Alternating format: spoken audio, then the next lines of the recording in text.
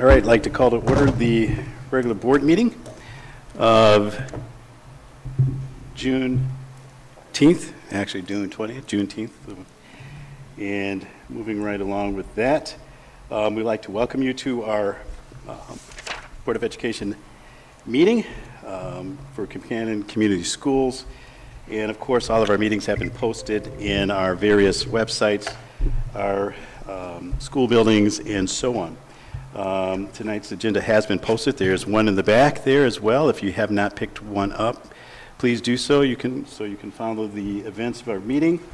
And our school board members do receive the agenda as a packet ahead of time before the meeting in order to review and prepare several days ahead of time to be informed as well as prepared to ask questions, make comments, and so on, to participate fully in the discussion in the fulfillment of their oath of office there. Again, this is the meeting of the Board of Education and public for the purposes of conducting the school district's business, and it's not considered a public community meeting. We do have a public community comment section as part of our agenda, and of course, those who wish to address the board will need to fill out a public comment card to ensure that not only the speaking, but also if there's any need for a response, we can do that appropriately. And with that said, may we stand for the Pledge of Allegiance.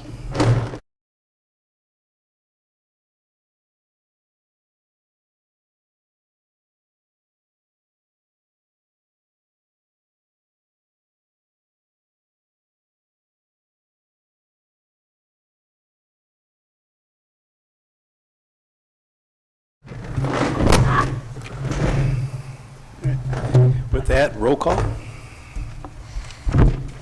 Mr. Lee. Here. Ms. Berry. Here. Mr. Carlson. Here. Ms. Lesh here. Dr. Carlin. Here. Ms. Ryder. Here. And Dr. Burnett. Here. Moving on to the adoption of agenda. Do we have a motion? I motion the agenda for the board meeting of June 20th, 2022 be adopted as written. Support. Ready, Kelly? Just a second. Okay. I was fixing my mic, sorry. Yep. All right, roll call. Mr. Lee. Yes. Ms. Berry. Yes. Mr. Carlson. Yes. Ms. Lesh, yes. Dr. Carlin. Yes. Ms. Ryder. Yes. And Dr. Burnett. Yes. Moving on to item E, recognition of visitors. And of course, we welcome you to our Board of Education meeting. Mrs. Robinson, are there any special recognitions out there for visitors? No special recognitions, but I just do welcome everyone to the board meeting. All right. Moving on to item F, we are now going to have our public hearing on a proposed budget for the 2022-23 budget year. And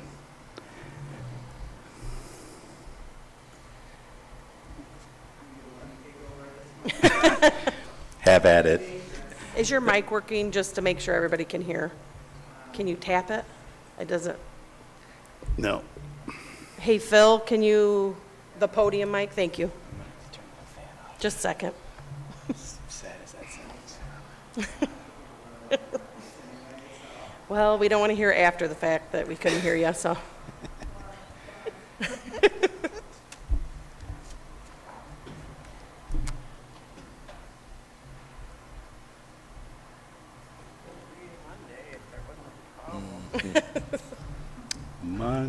Monday. There we go. You can use mine. Yes, I can feel it. Did I knock it out?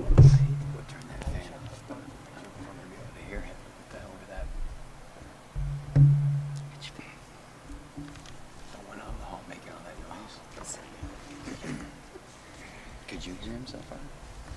His mic isn't. That's why you're Okay.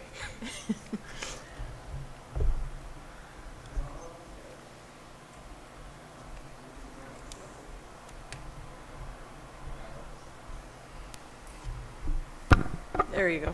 Nice. That works. Do I just hit the arrow key? Okay, wait.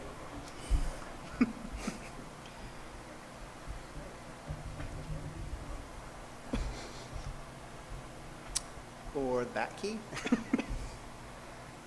All right, thank you very much for having me here today. I totally appreciate it. I actually had publicized this all over the place. I'm a little disappointed that this many people showed up. I thought truckloads upon truckloads were going to be here. Sad. Let's not encourage them, though. If anything, just for this presentation only. Yes, yeah. Just for this presentation only. Because budgets are always the coolest thing in the face of this earth. I'm sure everybody would agree with that. So let's talk about 22-23 because it's literally next week. How crazy is that to say? A week and a half, sorry. Starting. So we want to talk about next year's budget, and I want to go over some of the parameters so that way you have an idea of what hopefully to expect for next year. As always, we want to make sure that we are focused on what our mission statement is, and you'll see the educating students for lifelong success in their civic, academic, physical, and social emotional lives.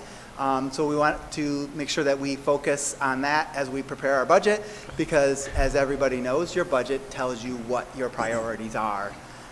And maybe not everybody knows that, but now we do. So what is a budget? You can read all this wonderful definition. A budget is just setting up a framework for next year that we're going to try to do. In no way, shape, or form is it going to be absolutely perfect, especially since the state hasn't even told us what they're going to be giving us yet. But we can make pretty good guesses and assumptions based upon the information that we have today. So that'll take us to, I think it's pretty important for us to know, how do we actually get our money? And one of the things that is important on this is how Michigan receives the money that they turn right around and allocate to the districts. So in this particular case, you'll see that a little over 60% of our money is coming from sales and use tax as well as income tax. So we just need to be careful. If we know how the state gets their money, we can prepare. So if something happens to those income streams to the state, we need to be able to be prepared to take care of our end if the state can't help us. So this is more just a visual to make sure you know how we are getting our money from the state. So then that will take us to the purpose of this. We need to comply with state law. We set the tax. This is a redundancy because we've already set the millage rate, and then provide information on the proposed budgets. So let's talk about the property tax millage. In December 31 of 2024, we're going to need to make sure that we renew the 18 mills on non-homestead property. And I'll get into this just a little bit later. We want to make sure that we are collecting the 18 mills, because if we don't collect those 18 mills, the state doesn't make up for what we don't get for that 18 mills. And I'll go on that just a little bit later.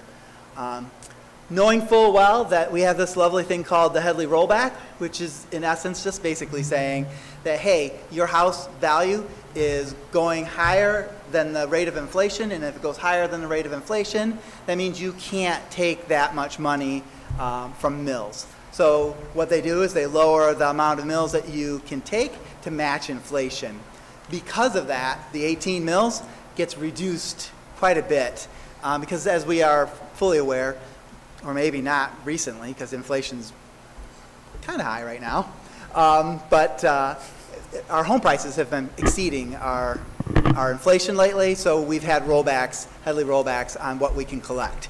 Because of that, our voters, thankfully, issued an additional half mill that we can use to make sure we collect the full 18 mills. So this also will expire in December 31 of 2024, so we just want to make sure that we plan accordingly in the future.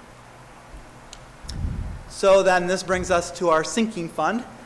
Because we have incredible residents, they voted for us to have a 0.8 mil sinking fund tax levy. This also expires on December 31st of 2024. And because of this, we just get a little over 300,000, anticipating about 300,000 next year, and I actually have a slide that shows exactly how much. So this 0.8 mil is also subject to Headley rollback, and you're going to see what it's at here in just a little bit. So Going to the property tax millage, because of the 18 mills, we can collect about 14% of our district's revenues, and this is about $2.5 million. So I say this is important because what the state ends up doing is they say, hey, let's say that you have $1,000 per kid we're going to give you, but your non-homestead taxes is $250, so the state will then give you $750 to get you up to $1,000. The problem is, if you don't collect that 18 mills, they're not going to give you a dime more than that $750. So we always want to make sure that we are collecting that 18 mills on the non-homestead property, so that way we are getting the full tax dollars for our kids. I'm sure this is all stuff that you've heard a bazillion times before. From a sinking fund tax levy, because of the Headley rollback, we're down to 0.7919 mils. So we're anticipating just a smidge over 300,000. Smidge is not a finance term, I apologize. So about $308,000 is what we're looking at next year. So let's talk a little bit about the budget and what we're expecting assumption-wise for next year. From our property tax values, we're looking at a 4% increase. From a state revenue standpoint, the state is flush with cash right now in its state aid fund. And their talk of $500 per kid, pretty much every school district in the county is going with $500 per student. So we felt comfortable going with $500 per student. There is strong talk also that at some point they might actually go a little bit more than the 500, which would be just a bonus for us, which would be great. But right now the comfort level is at 500. The governor is 435, and the Senate is at 600, and the House is at $300 per student, I believe. So it's a good safe number for us to make a good assumption. From a federal revenue standpoint, I just wanted to make sure that, that we're matching our revenues to our expenses, so that way it's a net zero on that aspect. And then other revenue, I just reduced the one-time funding sources. So let's pretend that, I don't know, we win the lottery and get $1 million in 1 year. That's a one-time happen. I'm going to take it out of the budget. We did not win the lottery, in case you're wondering, because I can't buy lottery tickets with our money. So from a general fund revenue standpoint, anticipating from local revenue, the $2,546,000, state revenues about $14.5 million, federal revenues of almost $524,000, and then we have other revenue of $133,000. So we're looking at about $17,814,930 to spend next year. For those that love visuals, you will be able to see that for the last 5 years, what our trend is. You'll see that the state makes up a majority of our funds. So depending on how the state is doing, we saw that chart earlier, we want the state to be doing well. We want people to be spending money, because then that just makes sure that we will continue to get the funding that we are receiving. You'll see that spike in federal income. Might want to take a guess and say ESSER funds coming into play, CRF funds, CARES Act funds, and it's evident in that chart right there. So let's talk a little bit about spending money, which is not a good thing in my book, but you got to do it anyway.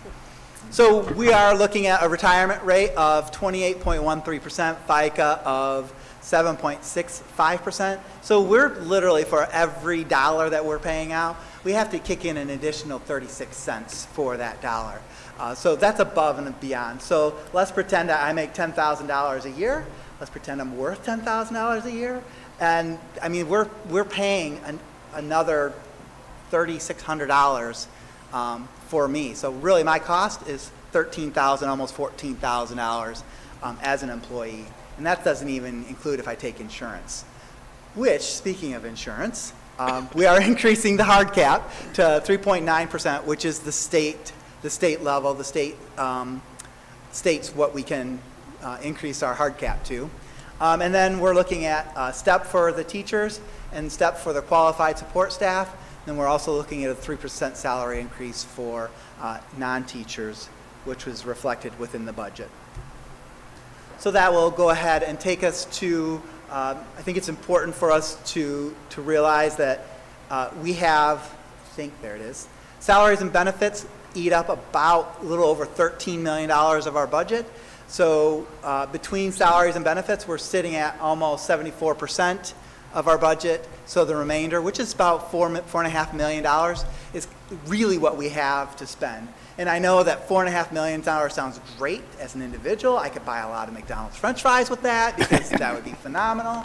I would be gaining an awful lot of weight. But that goes awfully quick when you have 4 different buildings that you're trying to maintain. You're trying to groundskeeping, you've got things breaking down, you have to fix.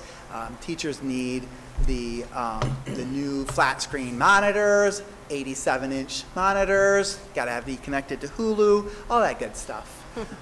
It goes quick is really what I want to say. So that some of our budget assumptions, just some of the bigger items that we're looking at. We have curriculum of about $130,000, which we're going to be able to, fortunately, use ESSER 3 monies to help us pay for that. We have network cabling, which is going to cost us about $30,000, but in reality, it's like ridiculously more than $30,000 because E-rate picks up 80% of our cost. This is just the 20% of our cost, which is a great program for us. Teacher laptops we're going to be needing to get because the teachers' laptops are so outdated. And then we have air conditioning units that are breaking down, and we have computer tables that are needed in one of our buildings, which will then take us to, this is how we plan on spending our money. Basic instruction by far and away is the significant where most of our dollars go, which, I mean, from an outside, not speaking from just like an accounting profession, but I'm going to step back to when I was teaching. Like, this is great. I mean, you want your money going to where the kids are. And we have actual proof that shows we are putting our money where our kids are. We have almost $9 million of our budget going into basic instruction, which is going straight to the teachers. Then we have added needs, which is our special education programs and such, which is another $1.8 million. So we can say with confidence that we are spending a significant amount of our budget towards our students. We have operations and maintenance, which is, I mean, remember when I said that 4.6 million goes awfully fast? Well, that takes up a lot, and so does transportation. Takes up, I mean, because we have a big area that we cover. So we're looking at spending $17.9 million, which will then take us to our lovely visual here, so that way you can see. If anybody questions it and they need to see it in visual form, you can show people, hey, we spend the majority of our money on our kids, on instruction and pupil support. So let's go to fund equity here. So I'm going to do a little sidebar on this right now because all of this was done prior to completing the budget for 21-22. So this right here, if you look at the 22-23 revenue, 22-23 expenditures, we do project a loss next year of almost $88,000. That's just the best. That's our best guess today. But I do want to clarify, I am not anticipating $3.9 million. I am literally going to be, let me get to my lovely paper here. I'm going to anticipate about $3.8 million, $3.815 million. And then if you do that, and you want to do the math, you can, but I already did it for you, so you don't have to. The estimated fund equity at the end of 23 would be $3,727,139. Not that you needed it down to the dollar, but I did. That would leave us, from an expenditure standpoint, we're at 20.8% fund equity at that point. So still within the parameters as set by the board. All my papers are falling down, I apologize. Still within the parameters set by the board and still in a pretty good position overall. So that will then take us to the charts that I don't even need to say anything anymore about these.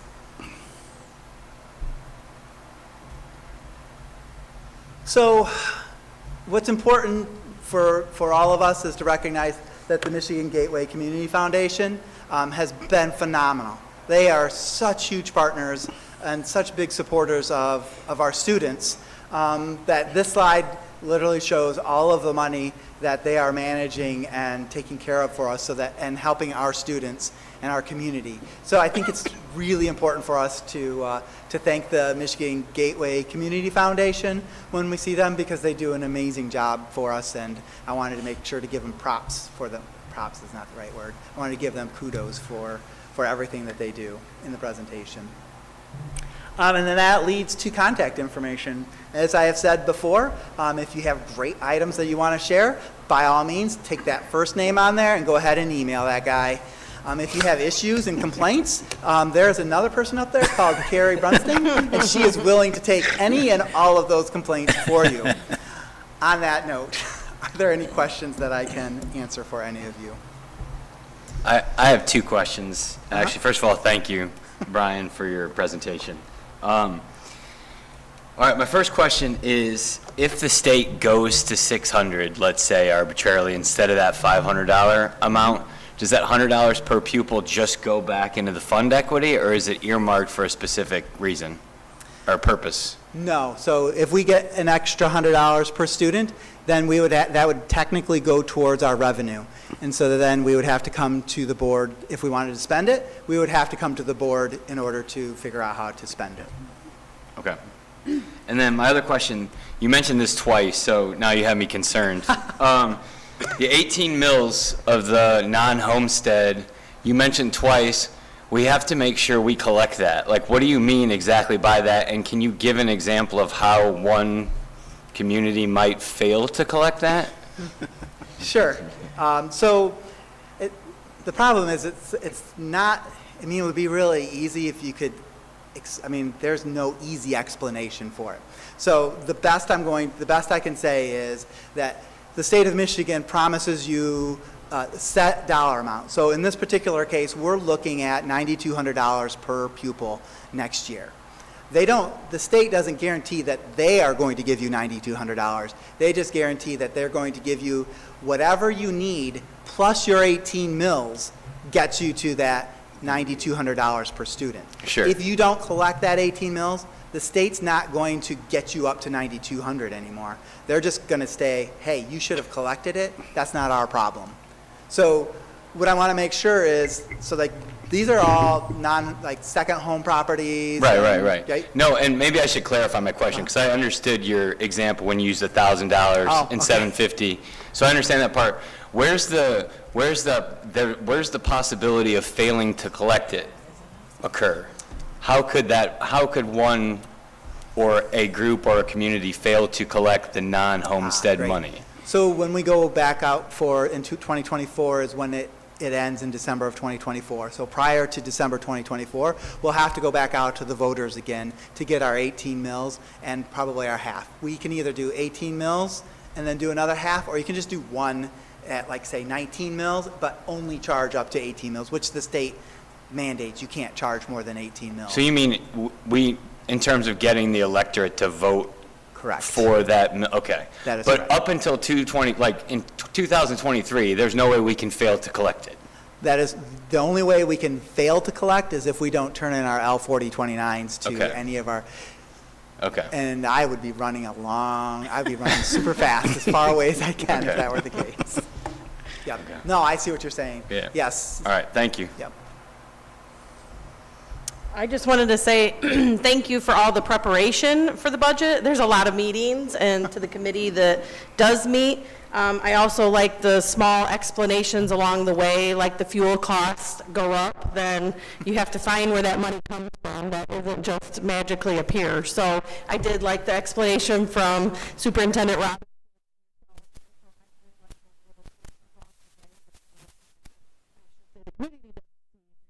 But you do keep us informed. Good. And so it is appreciated.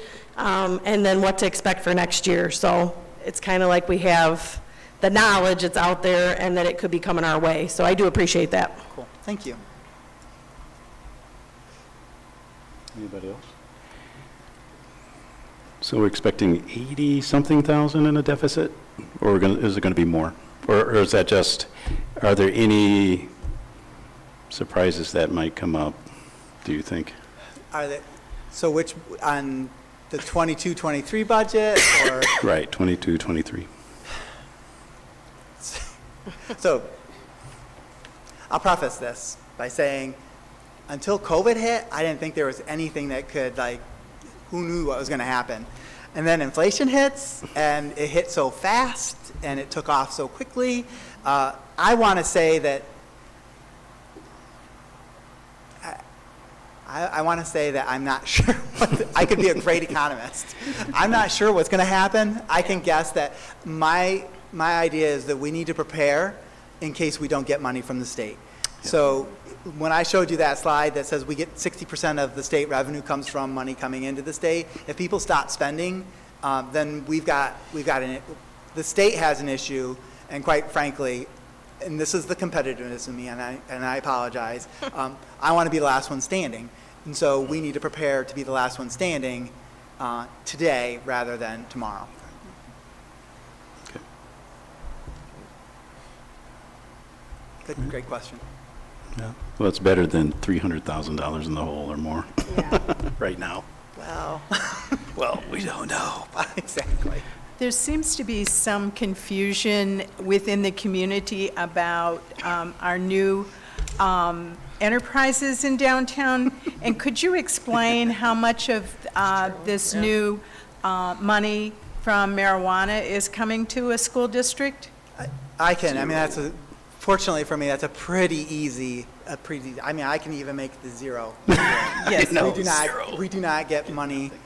Thank you. We can't. We're a public institution, and technically we get federal dollars. And federally, last I checked, it is still illegal, and that would put us in a pretty tough bind. Thank so you no, we cannot. Thank you for clearing that up, because it is a pretty major misconception out there, and thank you. Okay, anytime. Good question. All right, no more questions? Okay. Then we'll move on to the public comments for our hearing on the budget. And that's where anybody can come up and ask questions about the budget or make a comment. But Brian has to answer them, right? Wait a second. That's why he's here. I have a question then. Anyone? Oh, yeah. Anyone? Okay. Going once, going twice. Sold, let's move. Excellent. Thank you, guys. All right, thank you very much. Thank you. Thank you. Thank you, Brian. No idea why. All right, moving on to, I wasn't, now I am. so I don't think I have any change of minds, but I guess moving on to item H, recommended action other, we need a motion to go into closed session. I motion the Buchanan Board of Education moves into closed session for a hearing on student discipline. Student number 456-806-2267. Support. And it's 6:28, so roll call. Sorry. Mr. Lee? Yes. Miss Berry? Yes. Mr. Carlson? Yes. Miss Lesh, yes. Dr. Carlin? Yes. Miss Ryder? Yes. And Dr. Burnett? Yes. All right, where are we? Upstairs.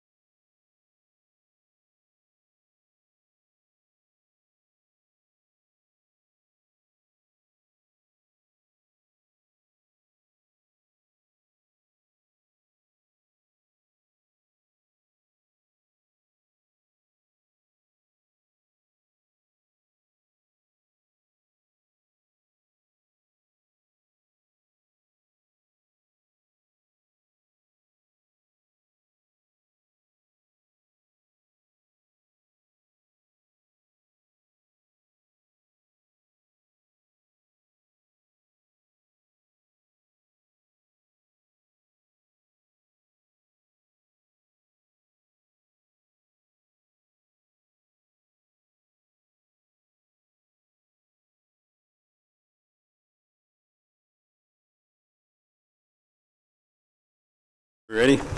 Let's have a motion to go back into open session. Go ahead. I motion the Buchanan Board of Education resolves to return to open session. Support. All right, roll call. Mr. Lee? Yes. Ms. Berry? Yes. Mr. Carlson? Yes. Ms. Lesh, yes. Dr. Carlin? Yes. Ms. Ryder? Yes. And Dr. Burnett? Yes. All right, moving on to item H3, student discipline. I'll go ahead and read that. The Buchanan Board of Education adopts the following resolution.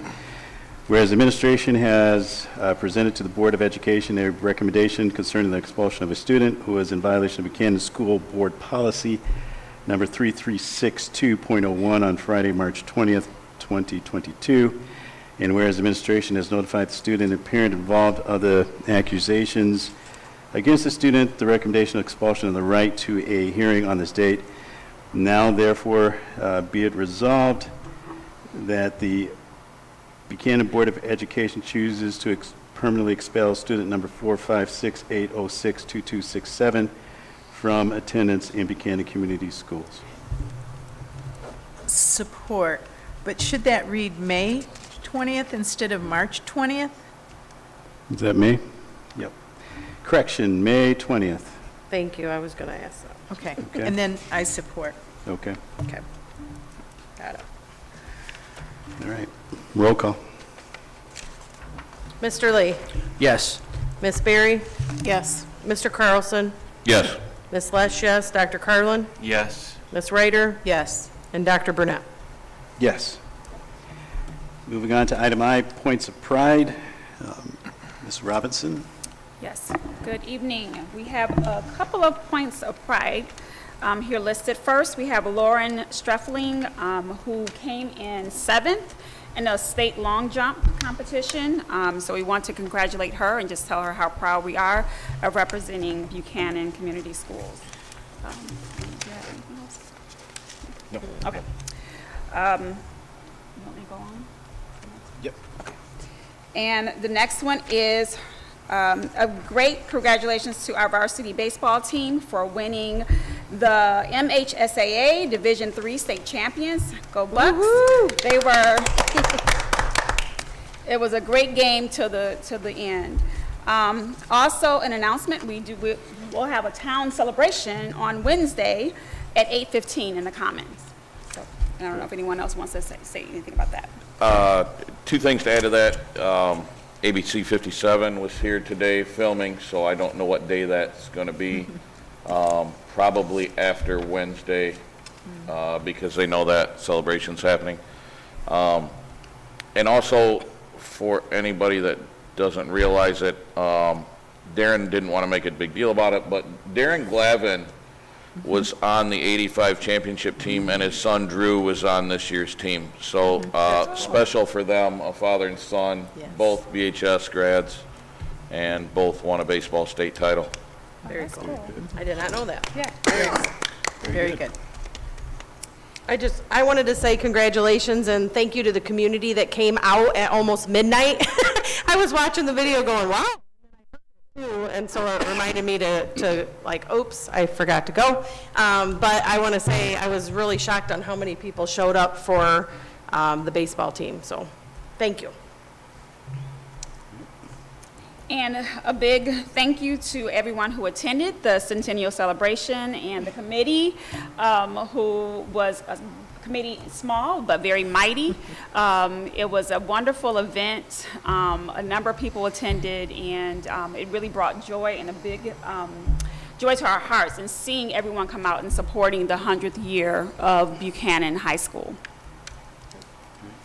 I might mention that we've had over 800, I think close to 850 views on YouTube of that event. So even those people who live far and wide from Buchanan can enjoy that ceremony.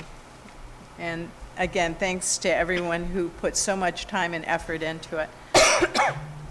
Good job. All right, moving on to superintendent and reports. Yes, and in your packet is the just routine report that we've been putting together since COVID around our NWEA assessment. So this will be the third time this year we reported this to you all. It is a requirement by Michigan Department of Education, and what it does have in it has our NWEA reports, end of the year scores for math and ELA for reading, and then also it has data from our high school ELA, which they created their own assessment in that packet. So this will be sent up as a requirement. Okay. Any board members have questions on the state report? No? Okay. Moving on to presentations. Ms. Robbins? Yep, we have Mrs. Russell. Hello. Hello. I'm quite a bit shorter than Brian, so I'm going to put this down a little bit. Well, I wanted to thank you for having me today. I know you have a lot on the agenda, so I'm going to keep my statement brief just to stall while Phil is pulling up the video.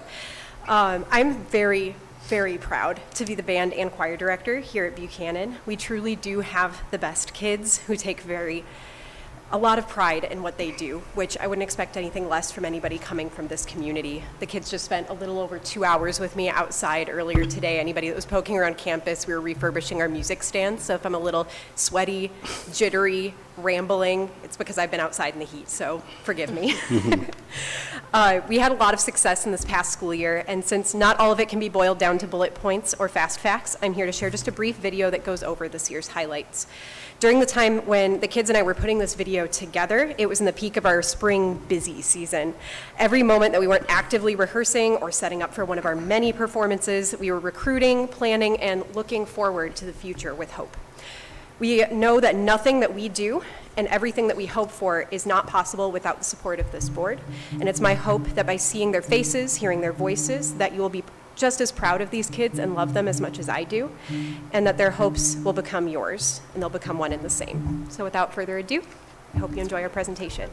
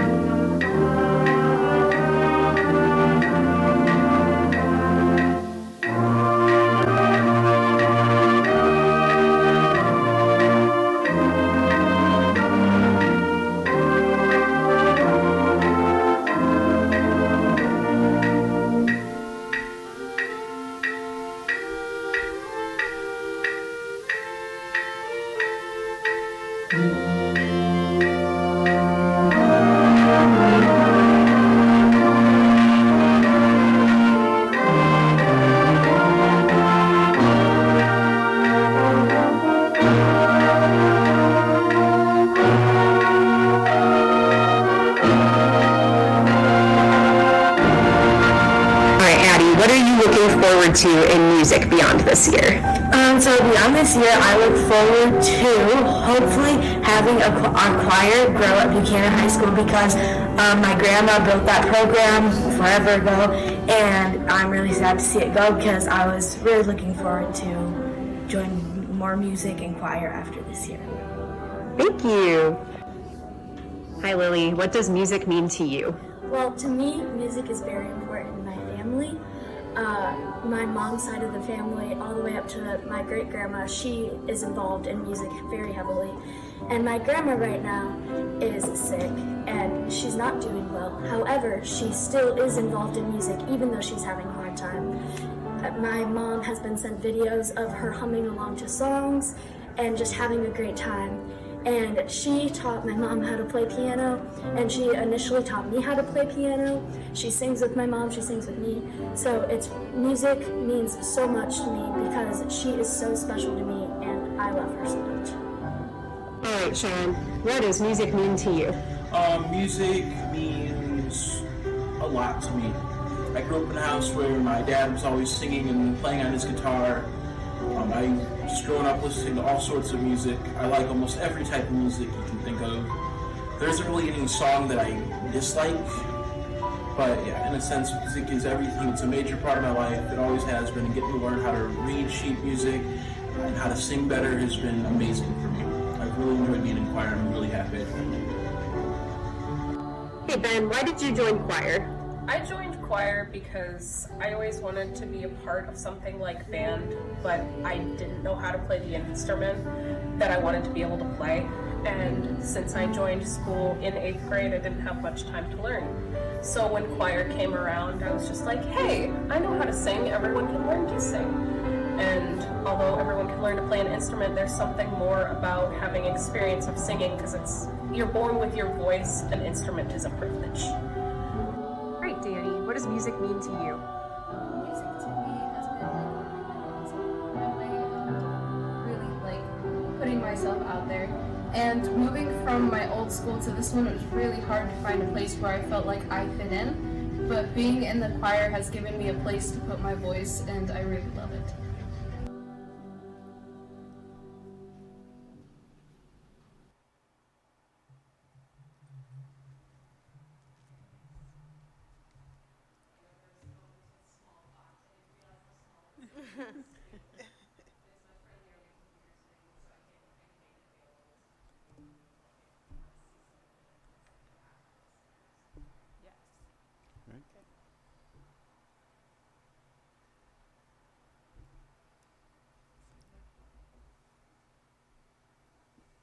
Thank you very much.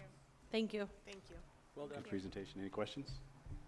I would just like to say I thank those students who came back after school was out for both the Centennial and the Buck Teens. That's a lot of dedication on their part and yours. Thank you so much. Yeah. Thank you.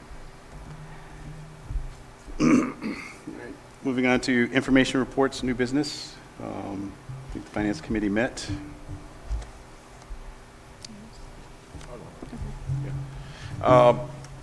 Yeah, we met on June 7th. Chris Lee, myself, and Katie Berry was there representing the HR committee. We went over some of the budget things Brian presented today, and then we discussed Superintendent Robinson's contract, which is coming up towards the end of tonight's meeting. Okay, very good. And then Human Resources? Yes, we met on June 9th, and I feel like there may have even been an additional meeting in there too. Yeah. And it was Ruth, Kelly, myself, Trish, and Carrie were part of those meetings, discussed open positions, resignations received, retirements that are happening, as well as planning for what are we doing to respond to the potential of teachers leaving for other districts, making sure that we're staying ahead of the game, collecting exit information, making sure that we're staying on top of any potential changes that we hear are coming. And then we also met regarding the superintendent contract. I know, our separate meeting was with our attorney to review the contract. So that was our other meeting. Yep. Very good. Moving on to public comment. I don't have a public comment card. I do not either.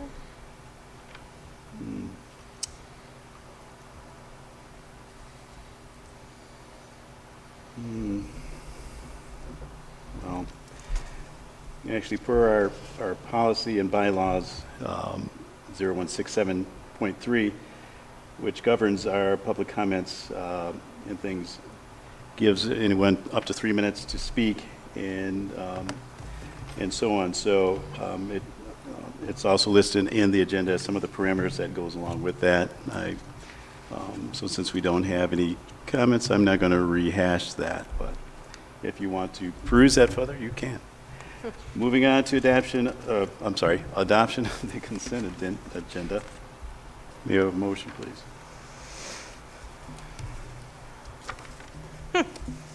I make a motion the Board of Education approves the consent agenda for the regular board meeting of June 20th, 2022 be adopted as written. Number 1, the minutes from 5/31/2022 regular meeting. 2, warrants, treasury, and expenditure reports for May 2022. Probationary tenure listing for 2022 and to 2023 school year, which are Buchanan High School, Buchanan Middle School, Moccasin Elementary, and Ottawa Elementary Schools. Number 4, employment contracts for 2022-23 school year. Michelle Munyon, Administrative Assistant to the Superintendent and Board of Education. Laura Morris, Payroll Coordinator. Rebecca Kaltenbach, Food Service Coordinator. Sophia Williams, Utility Coordinator. Michael Cornelius, Maintenance. Chad Van Beek, Maintenance. Stephanie Schaefer, Bus Mechanic. Nate Will, Transportation Supervisor. Ethan Kaufman, Operations Utility Staff. Robert Kaufman, Operations Utility Staff. David Griswold, Operations Utility Staff. Judith Harmon Conrad, Operations Utility Staff. Robert Kleka, Operations Utility Staff. Larry Klein, Operations Utility Staff. Justin Rupp, Operations Utility Staff. Don Spielman, Operations Utility Staff. Sandra Summers, Operations Utility Staff. Michelle Trail, Operations Utility Staff. And number 5, recommendations to hire as submitted by Moccasin Elementary Principal Dr. Michael Dunn, Buchanan High School Principal Stacy DeMaio, and Ottawa Elementary Principal Ms. Stacy Dennison, which are Ashley Schmidt, Kid Camp Aide, Jennifer Roosevelt, Kid Camp Aide, and Katie Kaltenbach, Kid Camp Aide. You also have resignations on the next page. Oh, no, thank you. Keep going. And number 5, resignations. Bob Taylor, CTE Sports Medicine Instructor. Alan Burgett, Director of Operations. Tara Carlson, Buchanan Middle School Math Teacher. Dr. Michael Dunn, Moccasin Elementary Principal. Christy Schlutt, Ottawa Paraprofessional. Casey Fitzpatrick, Buchanan Middle School, Buchanan High School Music Aide. Amy Beck, first grade teacher, and Ashley Schmidt, Ottawa Paraprofessional. Oops, sorry, thank you, Ms. Robinson. So for number 5, for the recommendations to hire, I missed the 2, which were Blake Ryan, Buchanan High School Guidance Counselor, and Lauren Hendrick, Early Childhood Special Education Teacher. And then number 5 were the resignations. Thank you. Support. And roll call. Now I can't flip my page. All right, Mr. Lee? Yes. Ms. Berry? Yes. Mr. Carlson? Yes. Ms. Lesh, yes. Dr. Carlin? Yes. Ms. Ryder? Yes. And Dr. Burnett? Yes. Moving on to item 01, BBA graduation certification. May we have a motion? I'll make the motion. Upon satisfactory completion of district requirements for high school graduation, the Board of Education hereby approves Chad Brewster, Christy Combs, Jason Dixon, Jessica Fox, Blake, I'm going to say Gorgie, Andrew Martin, Caitlin Martin, and Lorna Matsajewski. Okay. And they're Buchanan Virtual Academy students. Support. All right. And we congratulate our students. And we are Correct. so proud of them. We have a nice list this time, so. Yep. Yes. All right. Roll call. Mr. Lee? Yes. Ms. Berry? Yes. Mr. Carlson? Yes. Ms. Lesh, yes. Dr. Carlin? Yes. Ms. Ryder, Yes. and Dr. Burnett. Yes. Moving on to item O2, proposed tree planting at the high school. I move the Buchanan Board of Education approves Buchanan Tree Friends to plant one linden tree donated by Mrs. Ryder in memory of Marie Kangas. Support. All right. Ms. Robinson, anything to add? We were trying to get this done during the centennial celebration, but we did not, so we are here asking you to support this. Okay. Roll call. Real quick, Ms. Berry, did you second that? Yes, thank you. Mr. Lee, Yes. Ms. Berry, Yes. Mr. Carlson, Yes. Ms. Lesh, yes, Dr. Carlin, Yes. Ms. Ryder, Yes. and Dr. Burnett. Yes. Moving on to item O3, donation approval over $1,000. May we have a motion? I move the Buchanan Board of Education approves the following donations for football shoulder pads. Julie Anderson, $6,448.43. Support. Ms. Robinson? We are grateful for this donation. I know the football team is, so thank you. Thank you. Helps them keep safe. Yeah. Roll call. Mr. Lee, Yes. Ms. Berry, Yes. Mr. Carlson, Yes. Ms. Lesh, yes, Dr. Carlin, Yes. Ms. Ryder, Yes. Dr. Burnett. Yes. Moving on to item O4, athletic handbook update. I move the Buchanan Board of Education approves the Buchanan Community Schools updated athletic handbook for the 2022-2023 school year. Support. All right. Anything to add, Ms. Robinson? Only that if there's updates, we've done this before, we'll come to you with any amendments for the handbooks. Okay. All right. You have a question? I was just trying to make out what her last comment Oh, was. I didn't okay. get Oh, to hear it. that if there's updates, can you hear me now? If there are updates, we'll come to you with amendments for those handbooks. Okay. All right. Is that good, Chris? Okay. I'm losing it. Roll call. Mr. Lee, Yes. Ms. Berry, Yes. Mr. Carlson, Yes. Ms. Lesh, yes, Dr. Carlin, Yes. Ms. Ryder, Yes. and Dr. Burnett.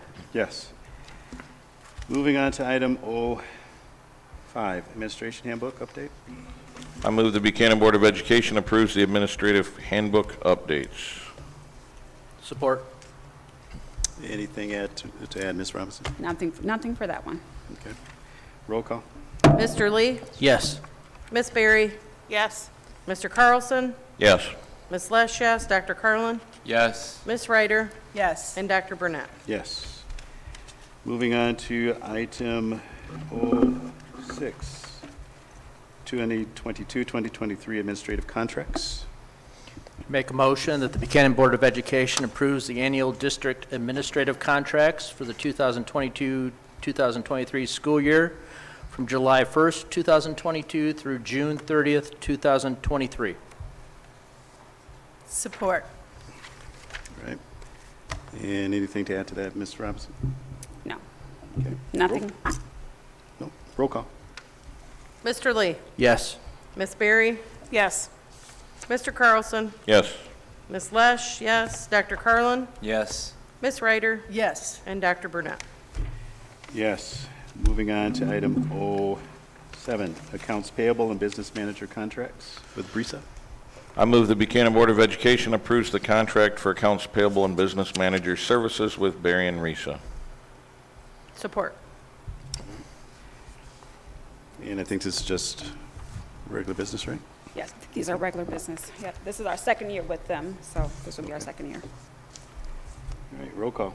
Mr. Lee, Yes. Ms. Berry, Yes. Mr. Carlson, Yes. Ms. Lesh, yes, Dr. Carlin, Yes. Ms. Ryder, Yes. and Dr. Burnett.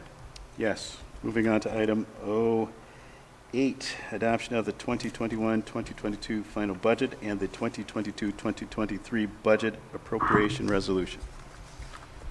I move the Buchanan Board of Education, in accordance with the General Appropriations Act, accepts the Buchanan Community Schools budget for the fiscal year 2021-2022, amended as presented, and the 2022-2023 budget appropriation Said documents to be entered into the minutes of this meeting and to take immediate effect. All right. Support. Very good. And we've already had a budget hearing, so let's go on roll call. Mr. Lee? Yes. Miss Berry? Yes. Mr. Carlson? Yes. Miss Lesh, yes. Dr. Carlin? Yes. Miss Ryder? Yes. And Dr. Burnett? Yes. All right, moving on to item 9, pre-qualified application resolution. I move the Buchanan Board of Education adopts the following resolution. Number 1, resolves to apply for preliminary qualification of bonds by the state treasurer for the purpose of financing the school construction description in this application. 2, that said application is presented to the state treasurer for action prior to the official action of the Board of Education calling the election on said bond issue. 3, resolves that this Board of Education will present a final qualification application to the state treasurer for qualification of their bonds after this bond issue has been approved by the electors of said district. 4, read this application and approve all statements and representations contained herein as true to the best knowledge and belief of the board. 5, authorizes the Secretary of the Board of Education to sign the preliminary application and submit same to the state treasurer for review and approval. Support. Ms. Robinson? This is one of the steps that we do have to take in order to go to our community for a bond. And so once this is done, all of this information goes back up to our Treasury Department, and then there'll be other steps coming in August. All right. Roll call. Mr. Lee? Yes. Miss Berry? Yes. Mr. Carlson? Yes. Miss Lesh, yes. Dr. Carlin? Yes. Miss Ryder? Yes. And Dr. Burnett? Yes. Moving on to item 010, approval of superintendent contract. I move the Buchanan Board of Education approves the superintendent's contractual agreement for the position of Buchanan Community Schools Superintendent, as defined in the attached contract between Buchanan Community Schools Board of Education and Mrs. Patricia Robinson. Terms of contract are July 1, 2022 through June 30th, 2026. Support. And we will take roll call. Mr. Lee? Yes. Miss Berry? Yes. Mr. Carlson? Yes. Miss Lesh, yes. Dr. Carlin? Yes. Miss Ryder? Yes. And Dr. Burnett? Yes, and she will continue to do the outstanding job that she continues to do. All right, item 011, Great Start Readiness Program, full day approval. I move the Buchanan Board of Education approves the recommendation to offer one of our 2 Great Start Readiness Program preschool classrooms to a full-day classroom. Support. All right, anything to add, Ms. Robinson? This is just an exciting step, an opportunity that we have for our families here to move one of our classrooms to a full-day preschool program. There's so many different benefits in a full-day program, and in addition to that, Barry Risa has funds to help support this effort. So we're excited to have this opportunity. Roll call. Mr. Lee? Yes. Miss Berry? Yes. Mr. Carlson? Yes. Miss Lesh, yes. Dr. Carlin? Yes. Miss Ryder? Yes. Dr. Burnett? Yes. And moving on to item P, question or comments from board members? Anyone?